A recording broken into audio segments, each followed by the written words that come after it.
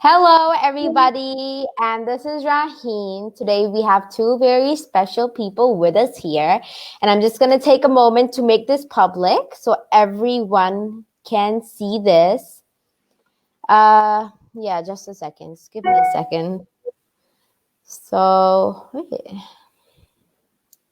Well, I'm going to do that later. I'm going to do that in a while. Hello, how are you both doing? We're good, thank you. How are you? I'm doing amazing as well. So let's get an introduction from both of you, and then we can kick off this interview. Sounds good. You go first this time. My name is Chris Decap. I'm Canadian, and I've been an artist my whole life. And we sold everything that we own, well, nearly everything that we own in 2017 to live a life of travel. Yep. I'll agree with that. My name is and I'm Canadian as well. And I grew up traveling. My parents took me traveling. My first trip overseas was to England when I was 8 months old to visit my grandparents, and I actually learned to walk on that trip, so it's pretty exciting. But I haven't stopped really since then. So yeah, like Chris said, we sold all of our stuff in 2017, and we've been traveling full time. And we're doing art. We're painting murals as we travel, and trying to see as much of the world as we can. Interesting.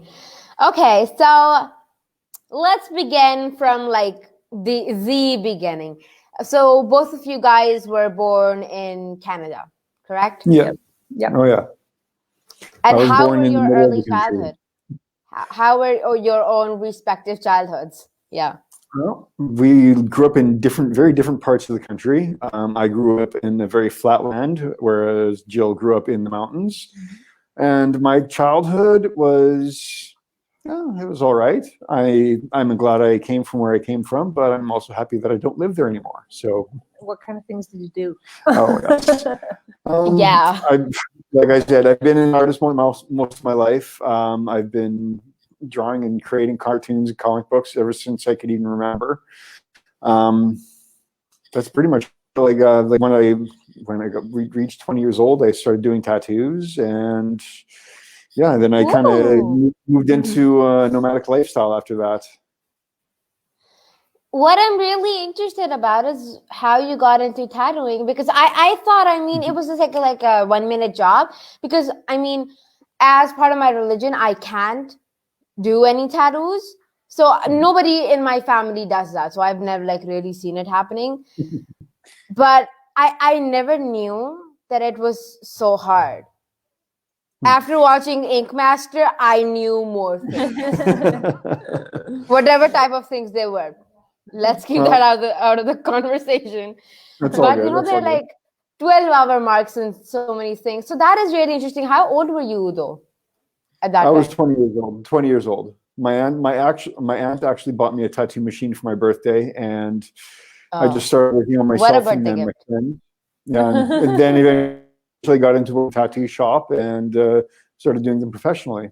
That was 22 years ago. So that was a very long time ago. No offense intended. No, that's totally and you, Jillian, you. I grew up. Yes, I grew up in the Rocky Mountains in Canada.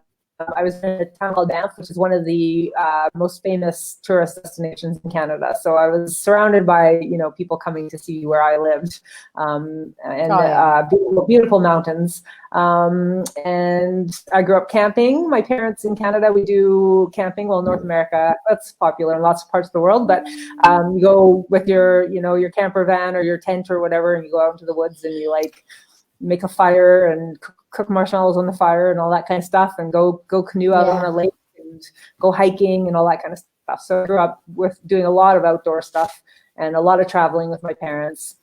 And a small town is about, it was about between 2,500 and 5,000 people when I lived there. It grew a little bit. And then since I've been away, I haven't lived there in 20 some years, but it's like 16 or 17,000 people now. So it's still small, but it's a lot bigger than it used to be. So. Yeah, imagining now that how small it was, because even if it's now like 16, 17,000 people, it was a small town. And I feel like living in a small town is actually more fun. You know everybody around you. Oh, there's goods and bads with that. Yes.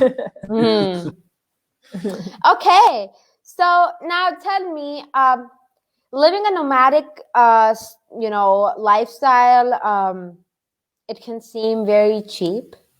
It's not. Okay, it's not. I researched. It is not. It takes a lot of money. You want to travel and then living in another country, and it's honestly it's hard because I'm sort of a nomadic because I move like almost every 2 years. Because of my dad's job. So I really was not given a choice ever, but I had to move. And it's really interesting that it can get like super annoying unless you're not the one making the choice. So was it actually hard for you both to make this, make this huge decision of like traveling? And you, of course, like you told, you sold everything, almost everything that you had. Yes. Yeah. We have a couple suitcases, and we each have a little small couple boxes of items that are at our parents' houses in Canada. But really, in reality, life chosen now is a lot easier in Canada. If you factor in, when you are in place and you have a house, we had a mortgage to the bank, which is the normal in Canada. So we were paying mortgage payments. We had to have insurance for our house. We each had a vehicle. We had to pay gas to put in the vehicles. We had to pay insurance for our vehicles. We had businesses, so we had business insurance. And then, of course, you have your electricity bill, your water bill, and, all the bills that come, plus food and all the rest. So this life, first of all, we're mostly traveling in countries where the cost of living isn't as expensive as Canada. Canada is like, even just for food, is very expensive. Oh, yeah. And we're not paying as much as we can. We're either house sitting or we're trading accommodation. So the mural that you see on the wall behind me or behind us, we actually painted that in exchange for a room in a hostel. So we try as much as we can to not pay for accommodation. And we don't have all those bills, those extra bills. Like we don't have cars, we don't pay for gas. Of course we pay transport and all those other things, but it's a lot cheaper than it was. Our monthly bills are cheaper than they were for us when we were in Canada, actually. Like we also don't travel fast, so we usually stay in one place for like, say, like 1 month to 3 months at a time. And by oh my God, that's so long. We can also figure out. We also figure out like where to find the good markets to get cheaper produce, own food. We do go out, but it's not as often as we used to. Yeah. And I feel you because it's not like very often that I've traveled abroad. That's only once, but I know how hard it is to like pay for accommodation. So I really get that, you're trading it for art or you're trading it for other things that are in your, your skill set or capabilities that you can do. So I really admire that. And plus not having a car and stuff because it is hard. I mean, catching public transport, but when you get immune to it, it's like very, very fun. Also, I think the biggest thing is that you guys are going to countries that are cheap to live in because I mean, living in Pakistan is like very cheap, right?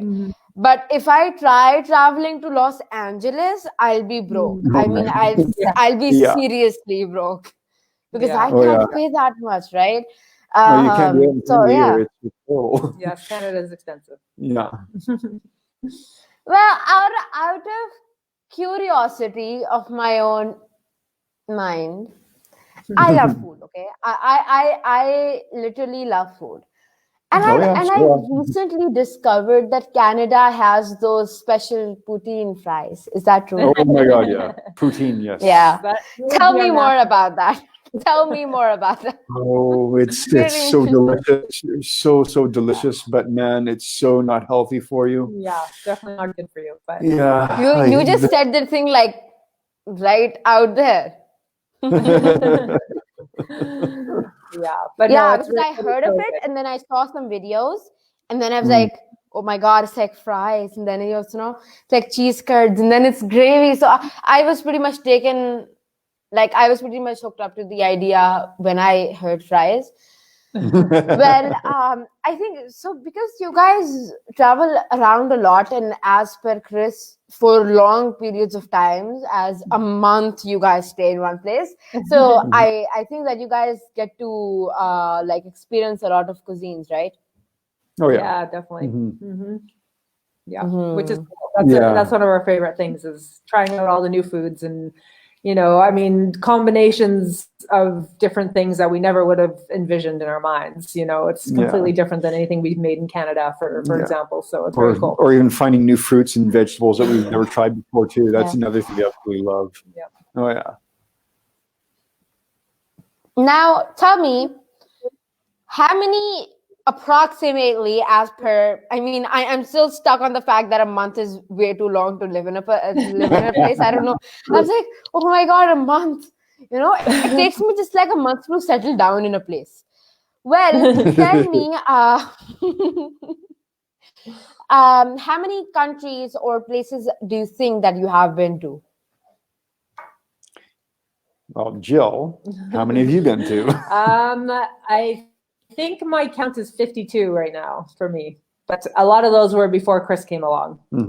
And I think I'm at we counted recently. It's like 16 or something like that. Yeah, 12 or 15. 12 or 15, somewhere in there. Yeah. Yeah. And yeah, more like since we started traveling in the last 3 years, we mostly stayed. We haven't done any less than a month in a place, pretty much. But well, we've done a little bit of hopping around, but yeah, mostly we stay at least a month in a place if we can. That's kind of our short end. I mean, we have done the odd thing where we'll go somewhere for a week or something like that, but we get pretty tired of doing that after a little while. So I should mention that 30 of the countries that I have been to were done on a sailboat. I actually, when I was 17 and I turned 18 on the ship, I did a 10-month program where I sailed actually around the world on a tall ship. So one of those big old school like pirate boats from way back. And I was a crew on board that for 10 months and we did 30 countries. So a lot of the countries I've seen was part of that program. Ooh, that's really interesting. So now tell me, both of you guys. Now, again, everybody and your nationality, your things like how you see certain circumstances and certain things, it really impacts your sense of art and what you believe art even is. So how going through different nations might have had this even small impact on your sense of art, your style of art, and how you've discovered new forms of art. Wow, excellent question. Yeah. I mean, not to brag. For me, I would have to say becoming a graphic novel that takes place in the world, it definitely seeing all these different places and actually seeing what the architecture and other things are definitely helps add a bit of realism to what I'm actually writing and drawing. So that helps for me a lot. And you, Joe? Yeah, I've definitely been inspired by a lot of the architecture. Like the picture behind, you can see kind of has sort of like a little bit of a Middle East sort of Arabian feel, which I kind of adopted that in Morocco, that style a little bit. And a lot of the murals that we do in exchange for accommodation are we find inspiration in the countries that we're in. So in Morocco, we painted camels and Casbahs and the desert and the sand dunes and those sorts of things. And then here in Istanbul, the house that we're at now, we're doing a few other things that have some sort of ornate details that we saw in one of the Ottoman palaces, those sorts of things. So yeah, we're always looking at details. We both have an eye for just small little details. I think that a lot of people don't notice that we carry forward into our projects. Yeah. And I too feel, because I've traveled I wouldn't say that I've traveled countries because of my dad's job, but throughout Pakistan, I've now been in all provinces and all a lot of places in Pakistan. So I feel, guys, can you hear me? Yeah. You froze for a moment Yeah, though. the internet connection won't like it literally won't like poof. So I was like, oh my god, what just happened? But yeah, and I so where are you guys right now? Istanbul. Ooh, interesting. And how's everything there? Pretty good. Pretty good. We actually were worried about being in a city that's so big, since both of us are from small towns. We kind of figured we wouldn't spend a lot of time here, but now it's been 5 weeks. 6 weeks. Yeah, 6 weeks now. Yeah. We really like it. We really like 6 Istanbul. weeks. As far as the virus, are you kind of asking specifically around that? With how things are? Yes, because how many countries have you traveled in between the virus? Just Morocco and here. We Yeah. got stuck in Morocco for 9 months because we got locked down there. Yeah. So yeah, we arrived in Morocco last January, and then we left there in October and came here. Oh, that's long. Sorry? I said that's actually long. As to that might Yes. guys be That was like a long. decade Yeah, to stay in a place. that was definitely longer. Oh, yeah. Yeah, that was definitely too long. Although we traveled around the country, we didn't stay in one place. That's true. Yeah. But yeah, so basically in the last week they have instituted curfews. It started out where it was like curfews at 8 p.m. to 5 a.m. And then on the weekend, it was 10 p.m. to 5 p.m., 5 a.m. and then 8 p.m. to 5 a.m. on the weekends. But now they have closed the weekends. So from Friday, Monday morning, you're not supposed to go outside at all on the weekends. And the nighttime curfew is 8 p.m. to 5 a.m. And everybody has to wear masks. And I think that's about it. Yeah. Not too bad, but definitely some restrictions. Restaurants are closed as well. Yeah. That was what I was gonna ask. Did you guys any good food? Well, you can do takeaway. Yeah, you can order stuff out, but Yeah. you can't actually go to a restaurant and sit down. So out of my curiosity, did you guys have some good doner kebabs or not? Oh yeah. Oh, Oh yes, definitely. We had some today actually, and they're Yes, we did. so very good. that was why I had to back up our meeting a little bit. Yeah. You know, it's actually very fun that you guys travel a lot. But again, you know, I see because I travel, my cousins and people that know me as a friend, they're like, oh my God, dude, you're traveling so much. Isn't it like hard for you? But you guys are traveling like seriously, like country to country. So tell me, are there, you know, any weird questions that you get or any like so-called myths that you like to bust today? Oh boy. We get asked. We often get asked as to if we have kids or not. Yeah, they want to know why we don't have kids and Yeah. why we don't want a house. You know, of course they want to know all these questions of like why this and why that. Yeah. But I don't know. I think one of the biggest myths, I guess, I would like to bust is, or that we do try to bust, is that there's an impression around the world that Canada and the United States and a lot of countries like that are the perfect places to live and that you can have a perfect life.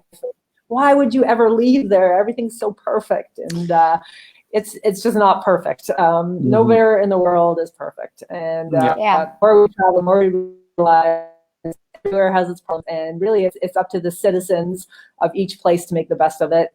And there's people in Canada that are absolutely miserable. They hate their life. They hate everything about it. And but there's also people that really love it and they're prosperous and they're happy. But the same can be said in Turkey or Morocco or anyone else. Exactly. Too. Yeah. So it's what you put into it and how you make the best of it that counts. Yes.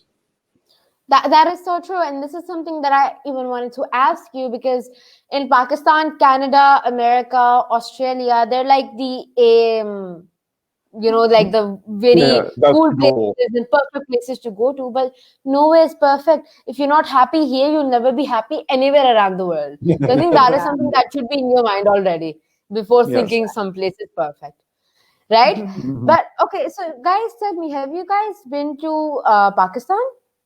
Not yet. No, but we definitely want to go. Oh yes, we keep getting invites, so yes, that's on our list. Yeah, and it sounds like you'd because you moved everywhere. Oh yeah, and so now tell me, after traveling so much, do you guys think that your way of interacting to like other people have changed because you're what I might assume, correct me if that's not correct, but would be more universal because there's many languages that you might not know. There's Yeah. cultures that you are not so aware of. As for living in Canada, going to Morocco, they're very different culture, right? Oh, So yes. tell me something more about your human interaction and the impact of traveling on it. Yeah. Nice. No, I definitely would say, as far as the language goes, I'm trying to learn the languages every time we go to a new country. I taught myself a fair bit of Moroccan Arabic, and have definitely been working on Turkish. Definitely not as good at Turkish, but it's also hasn't been nearly as long. But yeah, I'd say like we've learned to be more patient, so that way we can communicate a lot better. I still get flustered every now and then when I'm trying to think of what to say to somebody or how to say something so they can actually possibly understand me. But it's all in patience and being compassionate. Yes, compassion. I was going to say, for me, that's been the biggest thing is, you really start to learn, especially when you stay in one place for a little while, you really start to learn how people live, and you start to understand where they're coming from and why they behave a certain way and why they have the habits that they have. And, people have their own customs and their own ways of doing things, and it's not right or wrong. It just makes them who they are. And the more you see and the more you can accept people for who they are, then the better off you are as a traveler, for sure. Yeah. Yeah. And again, this human acceptance, just this, the rate of human acceptance just grows in you. Like when I started, my acceptance wasn't that much. I'm not going to lie, right? But now I'm like more acceptive to a lot of different things, and actually very fun. I don't know if you guys know about this, but there's a new traveler shirt. So there's like 40 symbols on it. And all those symbols are like, the very common things that you might ask for. And you can just it's very universal, right? So you can just like say like this and then they'll understand. So most of the locals are now being exposed to that thing. Do you guys have that, by the way? No, we don't have it. Definitely have not seen that. No. But interesting. Come on, I helped. Then I helped. Now we're going to look for something like that. Yeah. Yeah, you can get that online because I saw it on Instagram, so that's how I know it. So I'm not gonna lie that I made those or something, but yeah. So do you guys still like once in a while go back and travel to Canada? We did once. Yeah, we did last year. We went back for a visit last year, yes. And this time when we left, though, we were kind of before we came to Morocco and before we had gone back to Canada, we were in Central America, so down in like Guatemala, Costa Rica, in that area for 2 years. So it sort of made sense. It's easier to come back up to Canada from that area, but to go to Canada from here is a lot bigger of a deal. And when we left, we knew we had 5 years on our passports, so we're kind of thinking that we probably won't go back until 2025. So, but we'll see. We'll see how things play out with this the crazy state of the world. Yeah. we don't want to go back. But, who knows? Who knows what's around the corner? Yeah. Now, tell me, wait a second, I just forgot what I had to say. Oh yeah, now I remember it. That happens when you're 13 years old, everybody. That happens when you're 40 years old too, so. Yeah. And it's starting with me when I'm 13, so that's now I'm like, oh my God, I'm getting old. So tell me, what is that one country or like city of a certain country or like even area that was the most like overwhelming for you? And because whether that be because of cultural differences or just the beauty of the city or the country. So what is that one? I mean, it's like a question that I'm asking, what was your favorite country? But that's a more sophisticated way to say it. Which one overwhelmed you the most? Yeah. That's tough to say. It's a toss between Guatemala and Morocco so far. Like they both have a lot of culture still. Like they both keep their culture intact. They're not Americanized, which is also quite nice. The food is great in both places. Yeah, they're very traditional. They still, they practice their traditions. They wear traditional clothing. They have like specific food for that area. I think like for me, my answer is actually Morocco and Guatemala as well. But specifically in Guatemala, we went to a Mayan ruin, which is the original people of that area, like the Mayans, they were there thousands of years ago. Anyways, we went to a ruin, and when we went there, I felt like I had lived there before. It was kind of, one of those sort of spiritual experiences. Like it just seemed so familiar to me. And then I also had a similar experience to that in the desert in Morocco when we got to Rissani. Mm-hmm. The first time I stepped out of the car, I just thought, oh yeah, like this, it just felt good. I just felt like this is the real Morocco. This is the traditional desert that I had envisioned. And I just really felt at home there. Okay, now tell me, what are your future plans with all this traveling? Well, we're going to keep traveling as long as we can. That's for sure. These days it's day by day. I mean, when we came to Istanbul from Morocco after being there for 9 months, we sort of thought, well, we'll get to Turkey, and then from Turkey, it has connections to anywhere that we want to go in the world, and surely we can find, a dozen places we can go from Turkey, no problem. And then we got here and we realized that a lot of the land borders are closed, and it's not so easy to go all these places right now. So we're sort of just taking it one day at a time. We have another almost 6 weeks in Turkey on our visa. Yep. We thought about extending our visa. We might still do that. We're not sure yet. But we'll be hanging out in this area for a little bit. Like it'll probably be like next would probably be like either Georgia or Bulgaria, Albania, places in those areas. Mm-hmm. So. Nice. So, guys, our interview is almost over. It was really, really nice talking to you guys. And honestly, I really felt like the urge to travel. But the thing is that I can't even get out of my house. Yeah. So that's kind of the place that I live in. I can't because of this virus that's been on for a year now.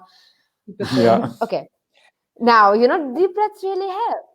Yes, they do. Now, one advice that you'd like to give to all the people out there that are watching, because many people that would be watching travel for vacations, not like weekly basis or monthly basis. So what is a few travel tips or any personal advice that you'd like to give to our viewers?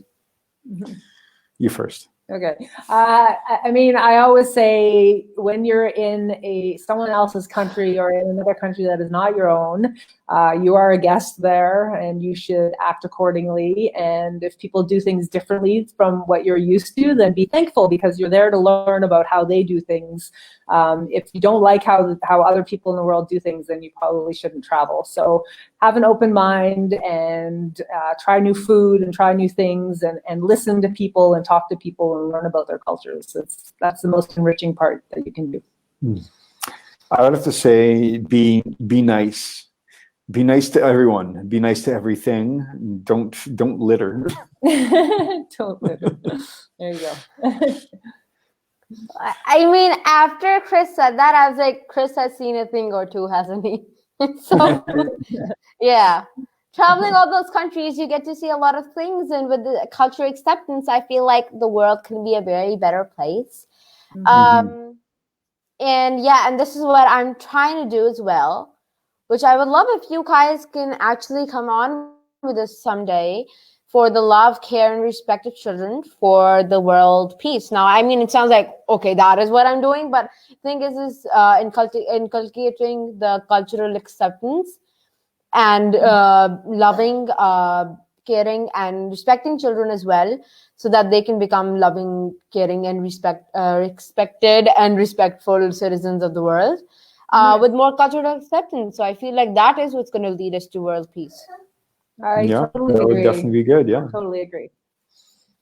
And it sounds like you're on the right track for being a world leader.